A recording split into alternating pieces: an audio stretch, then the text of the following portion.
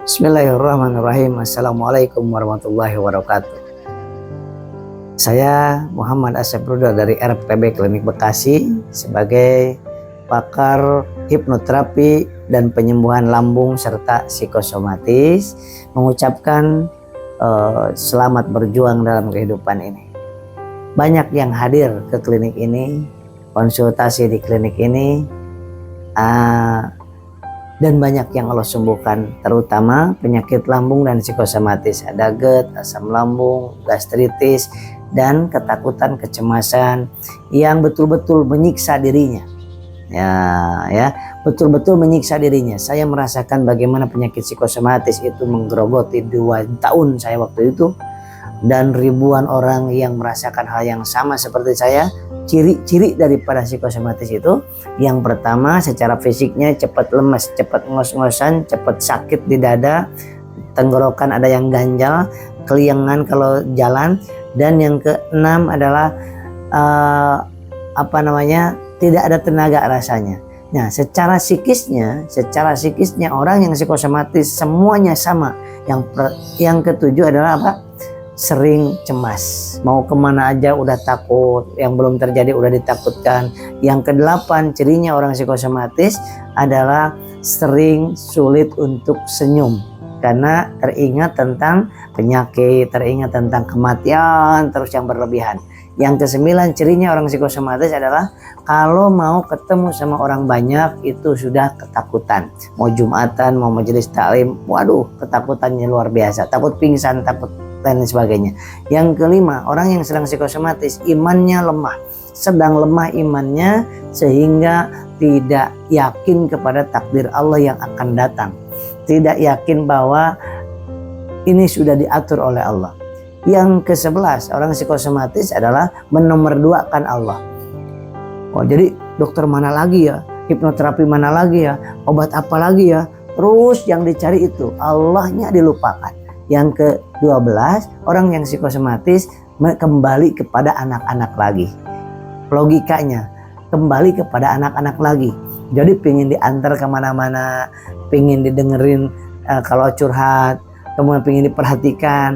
Tapi dirinya egois, tidak mau memperhatikan orang lain lagi. Itulah tanda dari psikosomatis. Yang ke-13, tanda dari psikosomatis yang ke-13 adalah sok taunya tinggi. Jadi sok tahu, ingin mencari tahu, tapi kalau dikasih informasi tidak percaya. Wah, bukan gitu, karena merasa hebat, merasa pintar, merasa udah nyari-nyari searching. Yang ke-19, orang ciri psikosomatis itu adalah sering mencari-cari tahu ya di Google, mencari tahu di searching lah di YouTube kepada orang, tapi ketika sudah tahu apa yang dibacanya semakin gundah gelisah dan semakin nggak bisa tidur. Betul atau tidak? Yang ke-20, orang ciri psikosomatis adalah tidak peduli kepada lingkungan. Jadi kepada suami tidak peduli, kepada istri nggak peduli, kepada anak tidak peduli. Fokus terhadap diri, fokus terhadap lambung, fokus terhadap detak jantung, fokus terhadap yang dirasa di tubuh. Dan yang ke-21, ciri orang psikosomatis itu adalah sulit bersyukur. Ya, kenapa? Karena yang teringat adalah aduh kok berdebar-debar, jangan-jangan jantung, jangan-jangan ini, jangan-jangan mau mati. Kemudian ada yang ambulan juga takutnya luar biasa, ingetnya takut mati saya nanti. Kemudian burung juga sama. Itu psikosomatis cirinya. Siapapun mau yang datang ke sini, ada kalangan daripada orang biasa, ibu rumah tangga, dokter, artis, kemudian anggota dewan, ada aparatur negara, ada ulama, ada para ustadz ya, ada kalangan pendeta, ada juga dari saudara kita yang Hindu.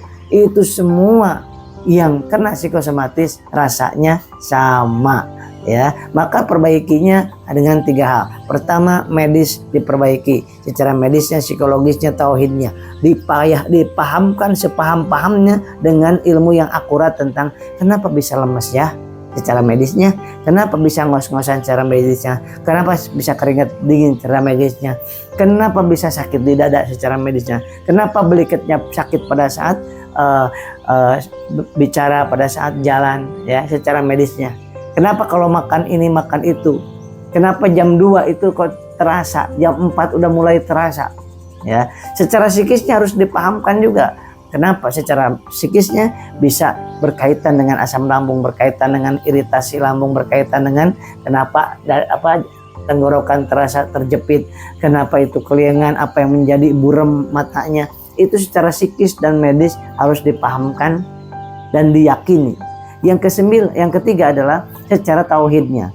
Ya, karena hidup ini kalau orang udah bertauhid, maka akan terasa nyaman hidupnya, ringan, walaupun berat ujiannya terasa ringan. Nah, itu orang yang bertauhid. Ya, tauhid itu adalah aku Allah, aku Allah, aku Allah, gitu ya. Bukan menduakan Allah. Nah, kalau nggak berobat ke sana, saya nggak tahu gimana ceritanya. Allahnya lupa. Nah, kemudian dari mana kita, di mana kita, akan kemana kita, itu harus dipahami, diyakini, diimani. Oleh sebab itu 3 hal ini baru herbal, baru obat. Yang keempat, 3 ini dulu harus di mindset di dalam alam bawah sadarnya. Karena apa? Karena memorinya sudah terlalu kotor, banyak comberan yang masuk selama ini. Sejak kejadian waktu itu sampai banyak yang dibaca, banyak yang ditonton masuk ke sini. Nah, itu yang diperbaiki dengan hipnoterapi Islami. Maka hipnoterapi Islami memperbaiki mindset yang sering ketakutan, kecemasan, kepanikan. Nah, makanya ini kita RPB klinik khusus untuk hipnoterapi Islami untuk masalah di lambung dan psikosomatis. Sudah lebih dari 10 tahun saya fokus untuk mengatasi orang-orang yang kena lambung dan psikosomatis. Kenapa? Karena kebanyakan orang sudah habis motornya terjual, mobilnya terjual, rumahnya terjual, dan sudah capek, lelah, kadang sudah putus asa datang ke sini itu. Kenapa? Habis-habisan uangnya, tetapi nggak ada sedikit pun perubahan, sahabatku. Apa artinya? Karena yang diobatin hanya fisiknya aja.